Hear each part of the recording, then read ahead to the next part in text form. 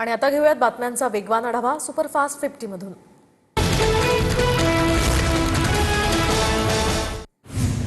मराठवाड्यात रब्बी हंगामात पीक कर्ज वाटपात बँकांचा हात आखडता, तर यावर्षी मराठवाड्यात जानेवारी अखेर 22% कर्ज वाटप, तर मागील वर्षी मराठवाड्यामध्ये जानेवारी अखेर 45% पीक कर्ज वाटप।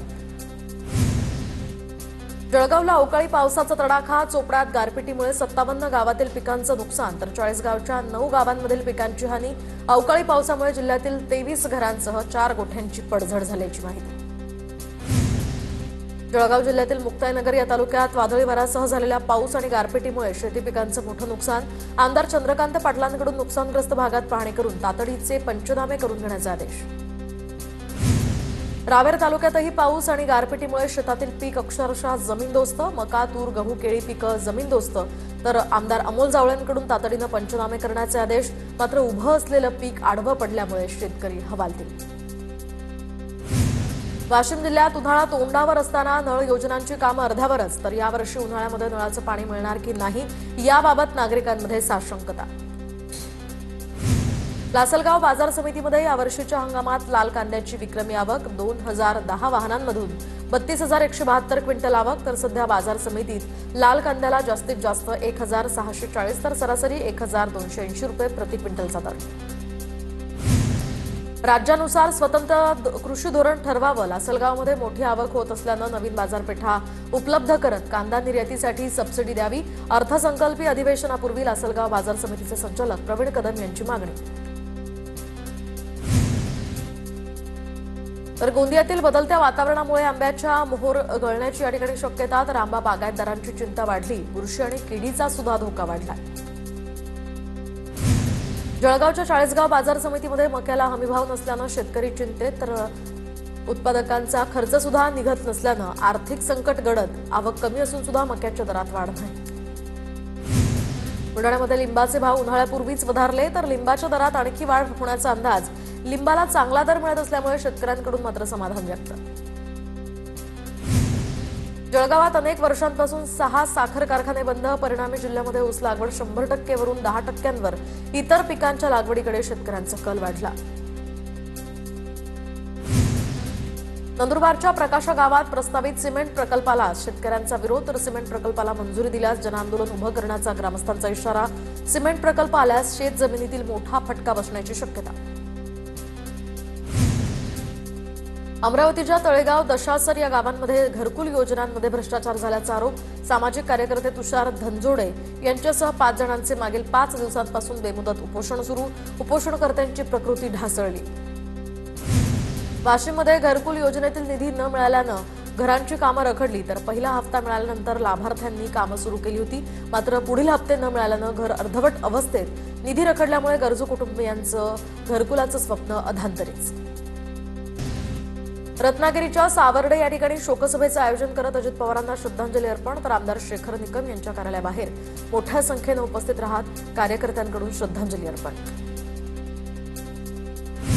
यवतमाळमध्ये कार्यकाळ संपणाऱ्या ग्रामपंचायतीच्या निवडणुका किमान 6 महिने लांबणार, तर आता जानेवारी 2026 पासून डिसेंबर 2026 पर्यंतच्या काळात कार्यकाळ संपणाऱ्या ग्रामपंचायतींवर प्रशासक नेमण्याचेही आदेश।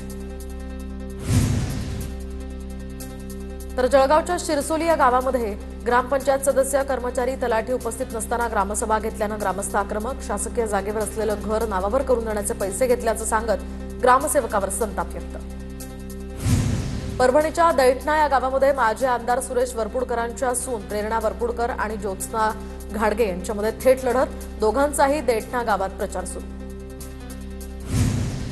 धाराशिवमध्ये अजितदादांना श्रद्धांजली अर्पण, तर त्या ठिकाणी भाजपच्या बसवराज पाटलांकडून प्रचाराला सुरुवात। जनता महायुतीसोबत असल्यानं जिल्हा परिषदेला चांगलं यश मिळेल, बसवराज पाटलांकडून विश्वास व्यक्त।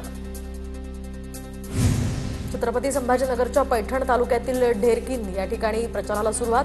पंचायत समितीच्या शिवसेनेच्या उमेदवार वैशाली बोंबलेंनी गावभेट दौरा करत मतदारांशी संवाद साधला।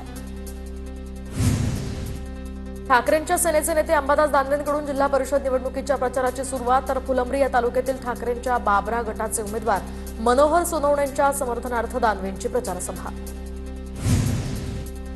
सोलापूरच्या करमाळा तालुक्यातील केडगाव ग्रामस्थांचा निवडणुकीवर बहिष्कार टाकण्याचा इशारा। केडगावचा रस्ता चांगला नसल्यानं ग्रामस्थांचा हा निर्णय। रस्ता नसल्यानं विद्यार्थी आणि शेतकऱ्यांचे मोठे हाल। पुण्यावरून नागपूरला जात असलेल्या वडेट्टीवार गटाच्या नगरसेवकांना शिवीगाळ धमकी देणाऱ्यांमध्ये काँग्रेस उमेदवार सौरभ ठोंबरेंसह 10 ते 15 जणांचा समावेश। 1 जण ताब्यात तर 6 जणांविरोधात गुन्हे दाखल। चंद्रपूर इथल्या नगरसेवकांचं वाहन अडवल्याच्या प्रकरणाचा सावंगी मेघे या पोलिसांकडून तपास। तर मुंबई नागपूर समृद्धी महामार्गावर गणेशपूर शिवारात अडवले होतं वाहन।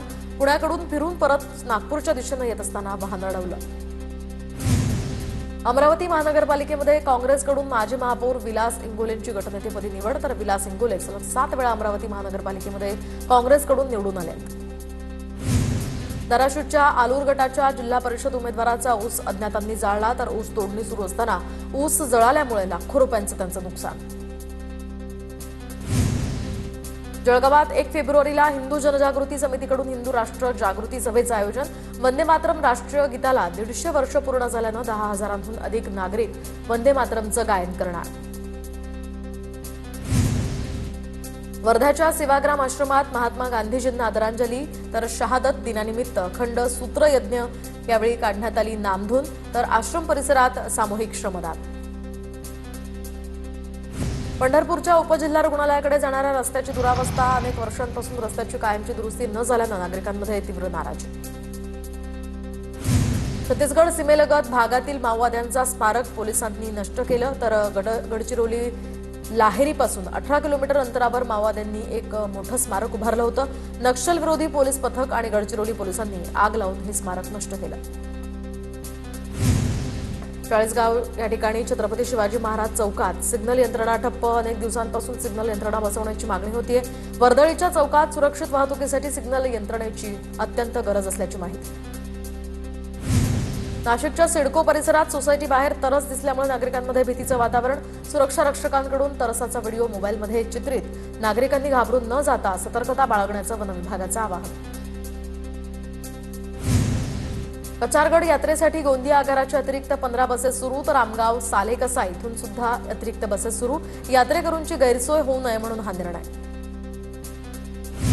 शिर्डीतील साईबाबांना भाविकाकडून 12 लाख रुपये किमतीचा सोन्याचा ब्रॉच अर्पण। तर साई संस्थानच्या वतीनं साई भक्ताचा सत्कार। लातूरच्या किल्लारीमध्ये खंडोबाच्या यात्रेनिमित्त पालखीची मिरवणूक। पालखीमध्ये पंचक्रोशीतील नागरिकांचा मोठ्या प्रमाणात सहभाग।